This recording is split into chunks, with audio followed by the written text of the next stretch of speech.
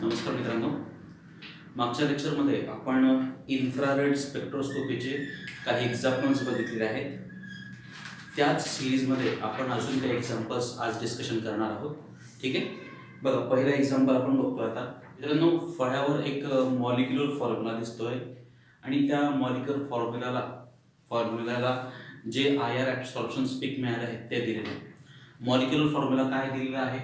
MF म्हणजे molecular formula काय आहे तो C3H6O.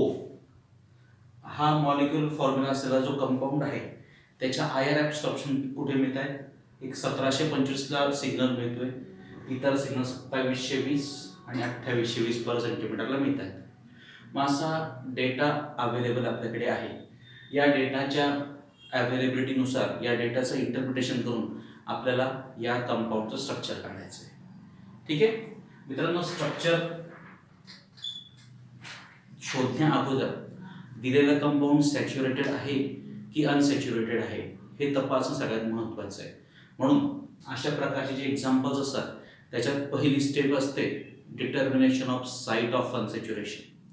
साईट ऑफ अनसॅच्युरेशन म्हणजे किती तो कंपाऊंड मध्ये डबल बॉन्ड आहे, ट्रिपल बॉन्ड आहे का फक्त सिंगल बॉन्ड आहे. अनसॅच्युरेटेड कंपाऊंड असेल तर त्याच्यामध्ये डबल बॉन्ड किंवा ट्रिपल बॉन्ड असेल, आणि कंपाऊंड सॅच्युरेटेड असेल तर त्याच्यामध्ये काय असणार आहे? सिंगल बॉन्ड असणार आहे. मग हा जो कंपाऊंड दिसतोय ज्याचा मॉलिक्युलर फॉर्म्युला C3H6O आहे, हा कंपाऊंड सॅच्युरेटेड आहे की अनसॅच्युरेटेड आहे आपण हे बघूया. सुरुवातीला ती स्टेप आहे determination of site of unsaturation. Okay, बघा आता कशा पद्धतीने काढतो आपण. गिव्हन मॉलिक्युलर फॉर्म्युला काय आहे?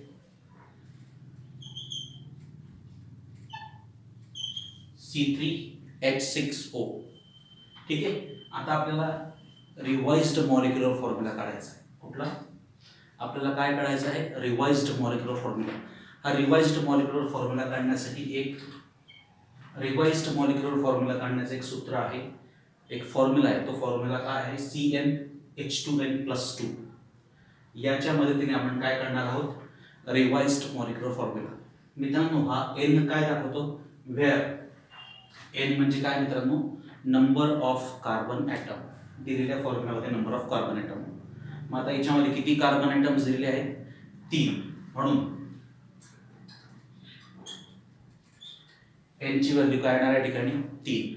मग आता या N ची व्हॅल्यू जी 3 आहे ती इथं आपल्याला सबस्टिट्यूट करायची. बघा आता काय फॉर्म्युला मिळणार? C N च्या ऐवजी काय लिहिणार आपण? 3H2 गुणिले N. N म्हणजे किती? परत 3 + 2. ठीक आहे, मग आता 3 गुणिले 2 किती झाले? 6 + 2 8. मग रिवाइज्ड मॉलिक्युलर फॉर्म्युला काय येतोय? त्याच्यामध्ये कार्बनची संख्या किती आहे? 3 आहे. हायड्रोजन्स किती येत आहेत? 3 गुणिले 2 6 अधिक 2 8. C3H8 आणि हा ऑक्सिजन ॲज इट इज. मग गिव्हन मॉलिक्युलर फॉर्म्युला काय होता? C3H6O आणि रिवाइज्ड मॉलिक्युलर फॉर्म्युला काय मिळाला आपल्याला? C3H8O. ठीक आहे, मग आपल्याला काय करायचं आता? काय करायचं आहे? Site of unsaturation. बघा आता साईट ऑफ अनसॅच्युरेशन कशाने काढणार आपण? Hydrogen deficiency divided by 2. Revised molecular फॉर्म्युलामध्ये किती हायड्रोजन आहेत? 8. बरोबर. आणि गिवन मध्ये किती आहे? 6 भागिले 2. 8 वजा 6 किती होत आहेत? 2. बरोबर. 2 भागिले 2 म्हणजे किती आहे? 2 भागिले 2 किती? 1. मग हा जो कंपाऊंड आहे त्या कंपाऊंड मध्ये किती साइट ऑफ अनसॅच्युरेशन आहे? Compound contain 1 site of unsaturation. परत एकदा लक्षात घ्या, आपण सुरुवातीला काय लिहिलं आहे? गिव्हन मॉलिक्युलर फॉर्म्युला जो आहे C3H6O. आपल्याला रिवाइज्ड मॉलिक्युलर फॉर्म्युला काढायचा आहे. त्याच्यासाठी फॉर्म्युला काय वापरतो आपण? CnH2n/2. N म्हणजे काय म्हटलं आपण? Number of carbon atoms. किती दिले याच्यामध्ये? 3. म्हणून N ची संख्या किती दिली आपण? 3. मग हा जो फॉर्म्युला आहे त्याच्यामध्ये आपण एन ची व्हॅल्यू सबस्टिट्यूट केली आहे. सी ॲज इट इज एनच्या ठिकाणी 3, एच ॲज इट इज 2, एनच्या ठिकाणी 3 + 2. मग ही रिवाइज्ड मॉलिक्युलर फॉर्म्युला काय आपल्याकडे C3H8O. गिव्हन पण मिळाला, गिव्हन आपल्याकडे होताच आणि आपण काय कॅल्क्युलेट केलाय रिवाइज्ड. मग आपल्याकडे काय करायचं आहे नेक्स्ट स्टेप साइट ऑफ अनसॅच्युरेशन. त्याचा फॉर्म्युला काय हायड्रोजन डिफिशियन्सी डिवायडेड बाय 2. मग आता हायड्रोजन डिफिशियन्सी कोणाची घेणार तर सुरुवातीला आपण कोणता घेणार रिवाइज्ड मॉलिक्युलर फॉर्म्युलामध्ये किती हायड्रोजन्स आहेत 8 आणि गिव्हन मध्ये किती आहेत 6 divided by 2. 8 - 6/2 is equal to 2/2 is equal to 1 site of unsaturation. या कंपाऊंड मध्ये एक अनसॅच्युरेशन आहे म्हणजे तिथं एकतर C डबल बॉन्ड C असेल किंवा C डबल बॉन्ड O असेल. Okay 1 site of unsaturation. हे पहिलं स्टेप्स आहे. आता आपल्याला हे जे IR सिग्नल्स दिले आहेत त्याच्या मदतीने या कंपाऊंडचा मॉलिक्युलर फॉर्म्युला काढायचा आहे. 1725/cm. मित्रांनो हा जो 1725/cm आहे हा कार्बोनिल फ्रिक्वेन्सीसाठीचा आहे. C double bond O stretching. पण C डबल बॉन्ड O असलेले कंपाऊंड कोणते आहेत कीटोन आहे, अल्डिहाइड आहे, ईस्टर्स आहेत, अमाइड आहेत, कार्बोक्सिलिक ऍसिड आहे. कीटोन असेल तर C डबल बॉन्ड O कुठे मिळतोय 1690च्या दरम्यान किंवा 1710च्या दरम्यान मिळतोय. ईस्टर असेल तर 1735ला मिळतोय. अमाइड असेल तर 1660ला मिळतोय आणि कार्बोक्सिलिक ऍसिड असेल तर 1760च्या दरम्यान मिळत असतो डायमर असेल तर. ओके सॉरी मोनोमर असेल तर. आता हा जो बँड आहे 1725. मग हा 1725 कोणासाठी आहे अल्डिहाइडसाठी. मग आपण काय लिहिणार 1725 काय इंटरप्रिट केला आपण हा जो बँड आहे arises due to C double bond O stretching frequency of aldehyde. अल्डिहाइडच्या CO स्ट्रेचिंगमुळे आपल्याला हा बँड मिळाला आहे. ठीक आहे हां कुठला सिग्नल इंटरप्रेट केला आपण 1725. आता दुसरा आहे दुसरे दोन बँड्स आपल्याला मिळत आहेत 2720 ते आणि 2720 आणि 2820/cm. मित्रांनो ज्यावेळेस आपण अल्डिहाइड्स आणि कीटोनमध्ये डिफरन्शिएट केलं होतं अल्डिहाइडमध्ये पण सॉरी कीटोनमध्ये पण C डबल बॉन्ड O आहे, अल्डिहाइडमध्ये पण C डबल बॉन्ड O आहे. पण अल्डिहाइडसाठी आपल्याला एक्स्ट्रा बँड्स मिळतात. ते कोणासाठी असतात C डबल बॉन्ड OH स्ट्रेचिंगसाठी असतात. ते कुठे मिळतात 2720 आणि 2820. ते बँड कीटोनसाठी नसतात. मग हे जे बँड्स आहेत ते कशा आहेत काय काय काय दाखवतात 2720 आणि 2820 arises due to C double bond OH stretching. Okay म्हणजे सगळे IR बँड आपण इंटरप्रिट केलेले. आता आपल्याला या कंपाऊंड मधला फंक्शन ग्रुप समजला आहे. कोणता आहे तो फंक्शन ग्रुप अल्डिहाइड. अल्डिहाइडचा फॉर्म्युला कसा लिहितो आपण C double bond OH. Double bond आहे एक डबल बॉन्ड आहे म्हणजे 1 अनसॅच्युरेशन जे आपण आता काढलं होतं ते या ठिकाणी फुलफिल होतंय बरोबर. हां मॉलिक्युलर फॉर्म्युला काय आहे C3H6 आणि O. त्याच्यापैकी एक ऑक्सिजन इथे दिसतोय, एक कार्बन दिसतोय आणि एक हायड्रोजन दिसतोय. मग किती कार्बन शिल्लक राहत आहेत 3 पैकी 1 आहे म्हणजे 2 शिल्लक राहत आहेत. 6 पैकी 1 हायड्रोजन आहे म्हणजे 5 हायड्रोजन शिल्लक राहत आहेत. C2H5 म्हणजे कोणता ग्रुप असू शकतो C2H5 म्हणजे ethyl group. CH3 CH2 C double bond OH हे त्या कंपाऊंडचं स्ट्रक्चर असू शकतं. आता आपल्याला कन्फर्मेशन करायचं आहे. पहिले आपण मॉलिक्युलर फॉर्म्युला जुळतोय का बघूया. कार्बन किती आहे 1 2 3 3 कार्बन झाले. हायड्रोजन किती आहे 3 आणि 2 5 आणि 1 6. हायड्रोजन पण 6. ऑक्सिजन किती आहे एकच. एक ऑक्सिजन आहे. त्याच्यानंतर हे 1 साइट ऑफ अनसॅच्युरेशन आहे. हा जो ग्रुप आहे हा ग्रुप IR फ्रिक्वेन्सी कोणती दाखवतोय 1725 आणि याच्यासाठी काय दिसतं आपल्याला 2720 आणि 2820/cm.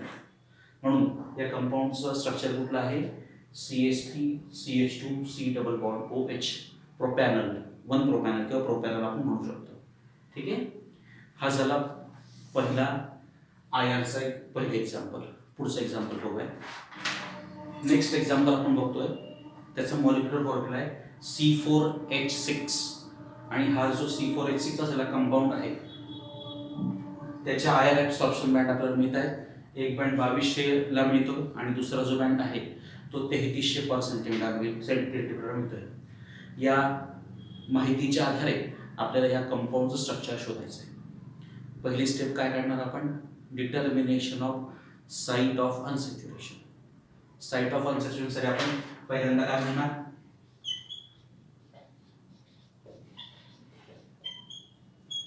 गिवन मॉलिक्युलर फॉर्म्युला काय आहे तो C4H6. ठीक आहे. आणि त्याच्यानंतर पुढे आपण काय करत असतो, revised molecular formula. Revised molecular formula काढण्यासाठीचा फॉर्म्युला काय आपल्याकडे, CnH2n+2. CnH2n+2. N म्हणजे काय सांगितलं आपण, नंबर ऑफ कार्बन ॲटम्स. इथं कार्बन किती दिसत आहेत, 4. N ची संख्या काय आहे, N म्हणजे किती आला मग 4. बघा मग आता C N च्या ठिकाणी 4, H2 × 4+2 किती होत आहेत मग, कार्बन किती 4. हायड्रोजन्स बघा 4 × 2 8 अधिक 2 10. मग रिवाइज्ड मॉलिक्युलर फॉर्म्युला काय आलेला आपल्याकडे, C4H10. गिव्हन कोणता आहे, C4H6. रिवाइज्ड काय आला आहे, C4H10. ओके. हा, आता आपल्याकडे रिवाइज पण आहे आणि गिव्हन पण आहे. मग आपण साइट ऑफ अनसॅच्युरेशन काढू शकतो. SU, S फॉर साइट आणि U फॉर अनसॅच्युरेशन. त्याचा फॉर्म्युला आहे HD/2. H for hydrogen, D for deficiency divided by 2. आता हायड्रोजन डेफिशियन्सी कोणाशी कॅल्क्युलेट करतो आपण, revised molecular formula minus given molecular formula upon 2. Revised मध्ये हायड्रोजन्स किती आहेत 10, गिवन मध्ये किती होते 6/2 म्हणजे 4/2 किती येत आहेत मग,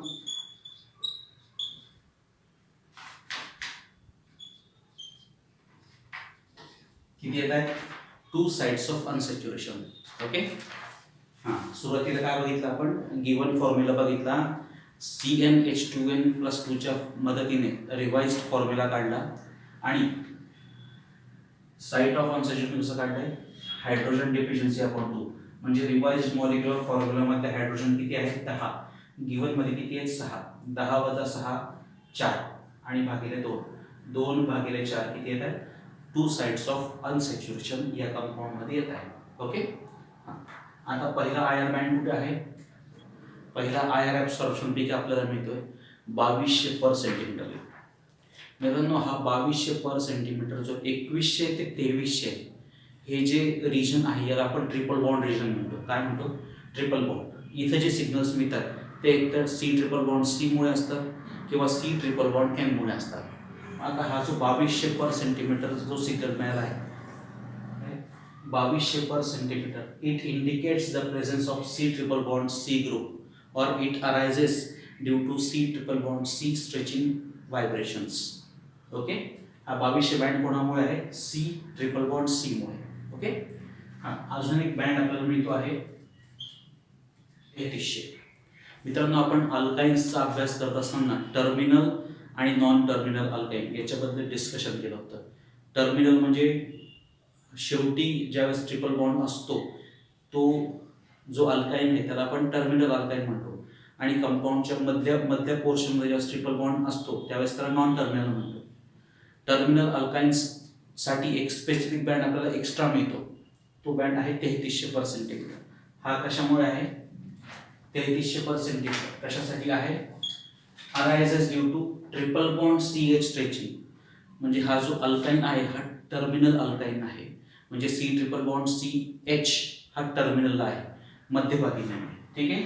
आणि आपल्याकडे 2 अनसॅच्युरेशन आहेत. मित्रांनो ट्रिपल बॉन्ड म्हणजे 2 अनसॅच्युरेशन असतात, कायम लक्षात ठेवा. If there is triple bond then it will show the 2 sides of unsaturation. Okay. Functional group समजला आहे. फंक्शनल कोणता आहे आपल्याकडे, C�ट्रिपल-बॉन्ड C. परत या 3300 मुळे काय समजलाय, तो कुठे आहे मित्रांनो, C�ट्रिपल-बॉन्ड C टर्मिनलला आहे. बरोबर. हां, बघा आपल्याकडे 1 आणि 2 कार्बन आहेत. याच्यामध्ये किती आहेत?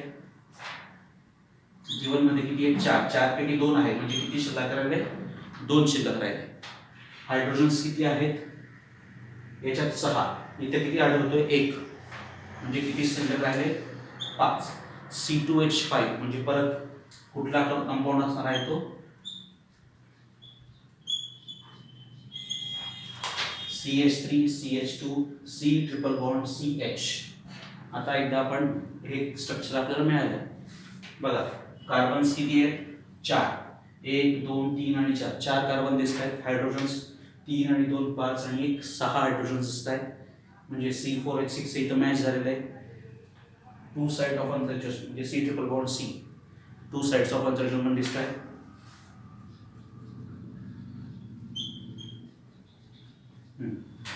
C ट्रिपल बॉन्ड C साठी आपल्याला कोणता सिग्नल मिळाला आहे? 2200 आणि हा जो ट्रिपल बॉन्ड CH आहे तो काय दाखवतोय? 3300 ओके. हे झालं या IR डेटाच्या माहितीवरून काढलेलं स्ट्रक्चर. ठीक आहे. पुढचा एक्झाम्पल बघूया. मॉलिक्युलर फॉर्म्युला दिला आहे मित्रांनो C4H6. याच्यामध्ये UV पण दिलेला आहे. UVचा जो सिग्नल आहे त्याचा जो लॅम्बडा मॅक्स आहे तो कुठे मिळतोय? 215 नॅनोमीटरला मिळतोय. आणि IRचे 3 सिग्नल्स मिळतात. एक बँड 1620 ला मिळतोय, इतर 2 बँड 990 आणि 910 मिळत आहे. याच्या आधारे आपल्याला या कंपाऊंडचं स्ट्रक्चर शोधायचं आहे. ओके. नेहमीप्रमाणेच आपण साइट ऑफ अनसॅच्युरेशन काढूया. ओके. Molecular formula C4H6. मग RMF that is revised molecular formula. त्याच्यासाठीचा फॉर्म्युला आहे CnH2n+2. n म्हणजे काय? Number of carbon atoms. किती आहेत? 4. सो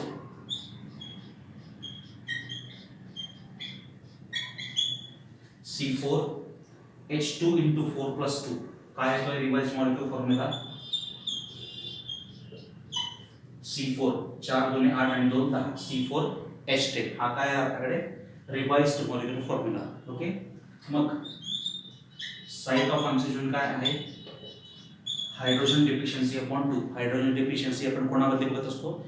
रिवाइज्ड आणि गिवन मध्ये. रिवाइज मध्ये किती हायड्रोजन दिले आहेत? 10.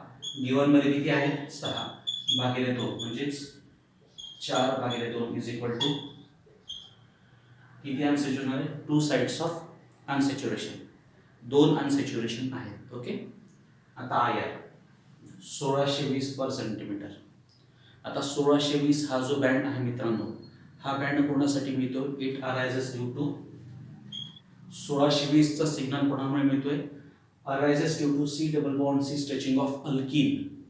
अल्कीनचा जो C डबल बॉन्ड C आहे त्याच्या स्ट्रेचिंग व्हायब्रेशन्समुळे आपल्याला 1620 चा सिग्नल मिळत असतो. ओके. आणि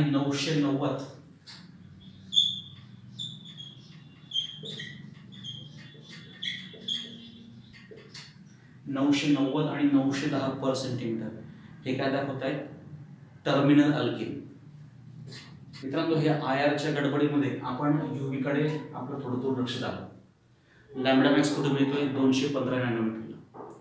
आपण ज्यावेळेस लॅम्बडा मॅक्स कॅल्क्युलेट केला डाय-इन सिस्टीमचा, ज्यावेळेस डाय-इन सिस्टीम असेल, ॲलिफॅटिक डायइन असेल, त्यावेळेस त्याची बेस व्हॅल्यू काय घ्यायचो आपण? 215.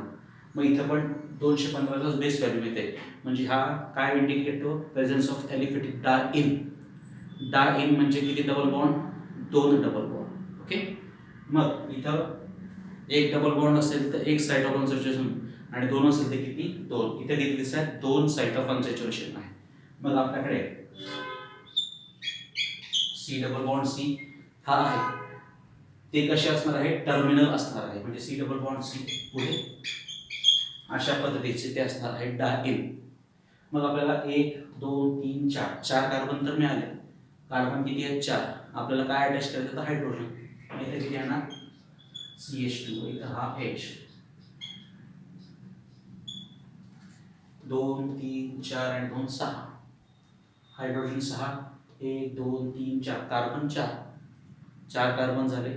त्याच्यानंतर 6 हायड्रोजन झाले. मॉलिक्युलर फॉर्म्युला सॅटिस्फाय होतोय. हा पहिला डबल बॉन्ड, हा दुसरा डबल बॉन्ड, दोन साईड ऑफ आन्सर स्पर्धा आहे. हा सी डबल बॉन्ड सी असेल, हा सी डबल बॉन्ड सी. याच्यासाठी काय कोणता सिग्नल 1620, आणि हे दोघं सी डबल बॉन्ड सी टर्मिनलला आहेत म्हणून ते कोणाद्वारे आपल्याला प्रूफ केलं जात आहे 990 आणि 910 per centimetre. Okay. So by using this IR data we are able to identify the structure of this compound. Okay. अशा पद्धतीने आपल्याला अजून एक एक्झाम्पल्स बघायचे. उरलेले एक्झाम्पल आपण पुढच्या लेक्चरमध्ये बघूया. धन्यवाद.